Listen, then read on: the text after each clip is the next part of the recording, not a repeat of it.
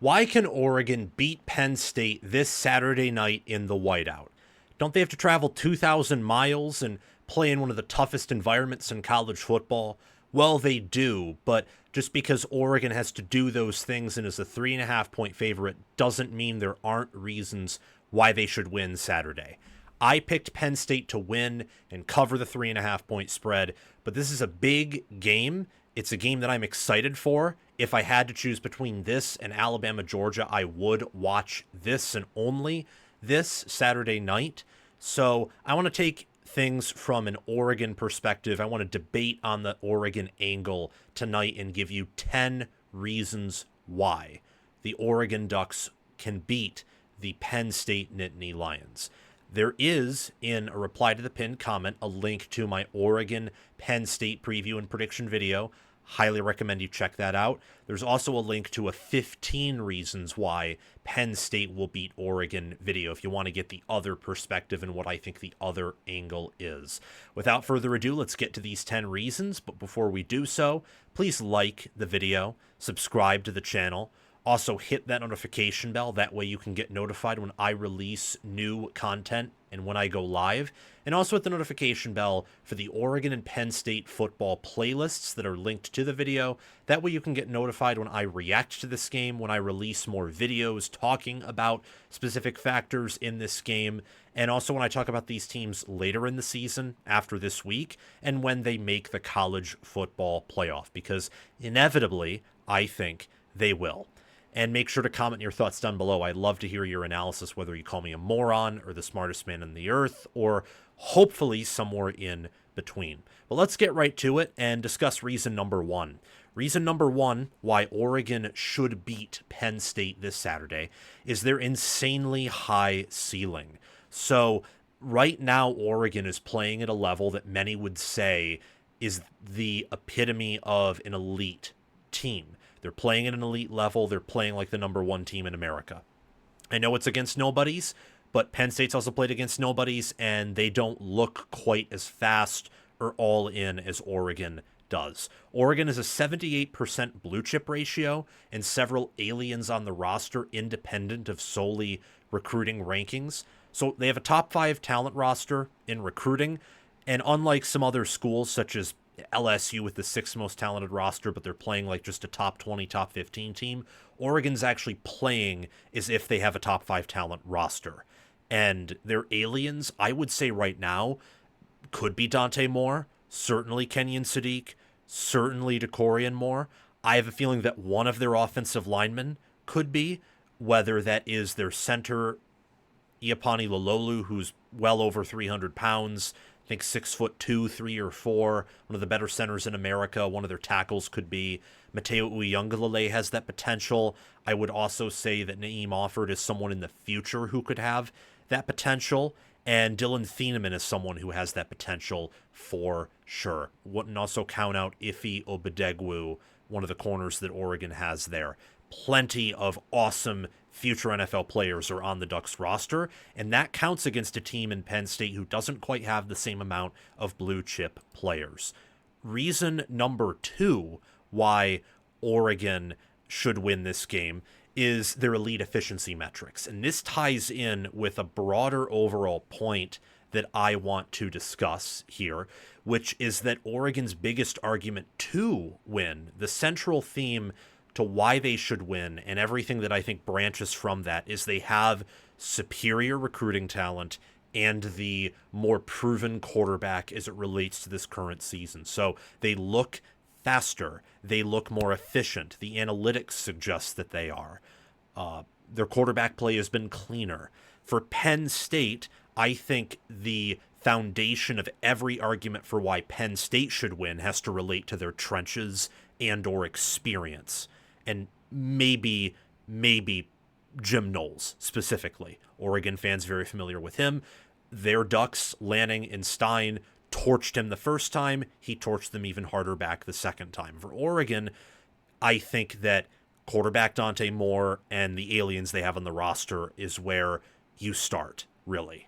Their efficiency metrics are incredible. I've said in the preseason that I thought Oregon was being very undervalued from an elite team perspective. And what I mean by that is many didn't view them as even capable of winning a title in the preseason. I didn't pick them to, but in some of my college football playoff brackets, I had them playing in the national title game, or I had them certainly almost always reaching the semifinal game. I thought that while they weren't the number 1 or number 2 team in America, that they had a much higher ceiling than many were giving them credit for. And right now, they're number 1 in FPI, number 1 in ESPN's efficiency metrics, number 1 in S&P Plus. And I would say they certainly have a better edge, a higher ceiling to them than they did last year. We'll see where the floor lands. We'll see where the average level of play lands. We'll see if this team can punch to its ceiling as often as I think last year's team did. And that's typically a quality of many senior-laden, veteran-laden teams. Reason number 3 is the NFL quarterback. His name is Dante Moore. He's 71 of 95 right now. He's completing well over 70% of his throws, 74.7% to be exact. He's 11 overall touchdowns all through the air, only 1 interception, and he's averaging 10.1 yards per pass attempt. He is so close, so close to hitting that 1,000 marker with 962 passing yards and 87 rushing yards. He's only been sacked 1 time as well. Moore has poise. He has nice touch on the ball, clear arm strength, good accuracy. Everything that he's showcasing right now at Oregon, he showcased in high school. I think he just started a year too early at UCLA, but he's a baller. He's playing in a very friendly QB-friendly system, and he is a fantastic guy and quarterback on top of that. There's a chance that this can be the game where he shows himself to be that number 1 QB, that Heisman quarterback that we're very accustomed to. Reason number 4 is that Oregon has a great pass rush. So you got Mateo Uiagalelei, who had 10.5 sacks last year. He comes back. Tatum Tuioti, more of their edge player, their stand-up outside linebacker, pass rusher in the system they have. He came back too. And I think that those two, against these Oregon tackles who are much stronger in run blocking than they are pass blocking, could cause some issues for what has been a rusty Penn State offense, passing offense, and a rusty, inconsistent Drew Allar. You want to make Drew Allar throw some of those picks that he threw against Oregon in the Big Ten championship game again? Well, what do? You put him under duress. And I have much better faith in Oregon's pass rush to do that than for Oregon to stop Penn State's rushing attack to such a degree that they can get coverage sacks and force Allar to throw it, 40 or 30 times. It's going to be critical for Oregon's pass rush to get home here, and I think there's a reasonable good chance that that can happen. Reason number 5, Oregon is bigger, longer, and faster at secondary. So they lost a ton of DBs after last season. The 2 names that I think of the most are Kobe Savage and Jabbar Muhammad, who were great players collegiately, great college players at their previous school. I think of, for Savage, it was Kansas State. For Muhammad, I know it was Washington. But they were good, but they were smaller. They were thinner. They were not NFL players. They weren't picked all that high in the draft. Well, Dylan Thieneman is a different type of player than those 2. I would say that Ife Obadegwu is built different than those 2. Theron Johnson, I think, is probably a better corner than Jabbar Muhammad, and I think he's just in that rotation. I don't even know if he's starting. I think that Jaden Kennedy is one of their better nickels they've had in a long time. They made an effort after that Ohio State game to say, we are not going to let that happen again. Let's get better players who, pound for pound, athlete for athlete, can do a better job against the nation's number 1 wide receiver core in Ohio State, and also do better against all other wide receiver cores. I love this Oregon secondary relative to where it was at the end of last year. We'll see if they've improved again. They haven't really played all that much of anyone, but I like their athletic profile better, and I think with experience they will evolve and they will grow and mature as a unit. Reason number 6 is Oregon's talented offensive line. Without looking at my screen, I can tell you who all of their offensive linemen are. So Iapani Lololu, center. Emmanuel Pregnon, I think he is left guard. Left tackle, Isaiah World. Right guard, Dave Uli. Right tackle, Isaiah Harkey, or Alex Harkey. Why did I say I was merging Isaiah World and Alex Harkey there, but Alex Harkey at right tackle. And then you got like Matthew Bedford and Charlie Picard in that interior O-line as some of the backup players. I don't know Oregon's two deep O-line that well, but they're starters, and they'll probably only be playing their starters if they can this Saturday. I know quite well. It's talented. It's number one right now in pass blocking efficiency, as Oregon's was last year. Alik Terry is one of the best. He could even be the best O-line coach in America. He's certainly up there. They do a good job developing and recruiting and also scouting in the portal. They used the portal to get a Johnny Cornelius. Fantastic addition. They used the portal to get Matthew Bedford, I think mostly because of injury. He hasn't been that active. Harkey looks like a hit so far. Pregnon does too. World, I don't think, has hit quite as well as his star ranking indicated, but he's still a hit. They're number one in pass blocking efficiency. This is probably going to be their toughest test of the regular season. In fact, I would say definitely, unless Indiana, for whatever reason, entirely defies the blue chip ratio, which if there is one team who's going to do that, it's Indiana. Indiana and Penn State have some of the best pass rushes in the land right now. Oregon's in that new environment. Their O-line is going to be tested there, and you'd rather have their cast of characters and that offensive line going up in that environment than almost any other O-line in America. Reason number 7 is Brycen Moore and Kenyon Sadiq. They have wide receiver 1 and tight end 1 in this matchup. James Franklin compared Kenyon Sadiq to Tyler Warren. That's a totally valid comparison. And Brycen Moore right now is better than any wide receiver that Penn State has. You, I think, would want to go deeper than this and have other receivers and maybe even Jamari Johnson step up in a big way here, because I do think Penn State's defense is really good enough to maybe limit one or both of these players, but they're not going to shut down Oregon's offense entirely. At least I don't think. I could be wrong. I don't think they're going to shut them down entirely like Ohio State did in the Rose Bowl last year. There's a chance they do. You know my thoughts. That's why I've picked Penn State to win here.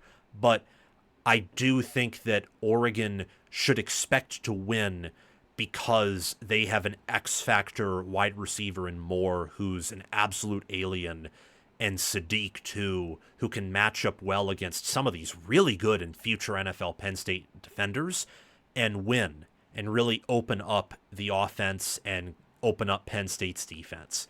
These are huge chess pieces in a game like this. If you had Tez Johnson as wide receiver 1 instead of Brycen Moore here, or you didn't have Kenyon Sadiq and instead of Terrence Ferguson, I think that it would be a tougher look for Oregon's offense to have success here. Reason number 8, Will Stein. He is one of the nation's best coordinators. I like Will Stein a lot. I think he runs one of the best systems in all of college football. He's had success now with Bo Nix, Dillon Gabriel, and so far, and I'm going to say for the rest of the year, he's going to have success with Dante Moore. So he's a bright offensive mind. It's good to have him calling plays here, and I imagine he'll have learned some lessons from the Rose Bowl as great coordinators do. Reason number 9 is James Franklin. He hasn't beaten an FPI top 10 team since 2016. It's Ohio State at home. And reason number 10 is that Drew Allar, as of right now, looks bad. So, again, my thoughts are a little bit different than that reason number 10. I stuck that in there just because of what a lot of people have been saying, is that Drew Allar looks horrible. I disagree with that. I think that Drew Allar right now is playing at a flukishly poor level, and the odds are probably this game, since they're coming off of a bye, and I think they've hidden some wrinkles. Odds are I think this game or sometime very soon he's going to have a really good performance and probably play more at that level for the rest of the year than he did in the first 3 weeks. I could be wrong. That's what my intuition and also the evidence from his prior 2 seasons tells me. Right now, his metrics suggest he's even worse than he was in 2023. The film suggests he is just as inconsistent as he was last year, despite his second year in a system. And he has never really had a consistent offensive system to follow. So, again, looking at it from Oregon's angle, you see Dante Moore through 4 games and you see Drew Allar through 3 games, and you think, we have the much better quarterback than they do. And that combined with the Franklin factor and the fact that we are more talented than them, that means a lot. And we're Oregon. And we're not just any old program. We're a program that entered the Big Ten in year 1 and won it. We're one of the best programs in America. We have a strong argument to be the number 1 program in America moving forward. So you should expect to win based on, honestly, how the 2 QBs have been playing so far in this season, this 2025 season through 3 games. Again, looking at it from an Oregon perspective, I'm pretty confident in my pick, but I wanted to make this 10 reasons why video to argue things from the Oregon perspective. I do think the Penn State perspective, and I don't want to put myself out there too much, I do think the Penn State perspective is stronger. That's why I made 15 reasons for it, and this one I did 10. But the Oregon argument does also have some strong points in it that I wanted to highlight here.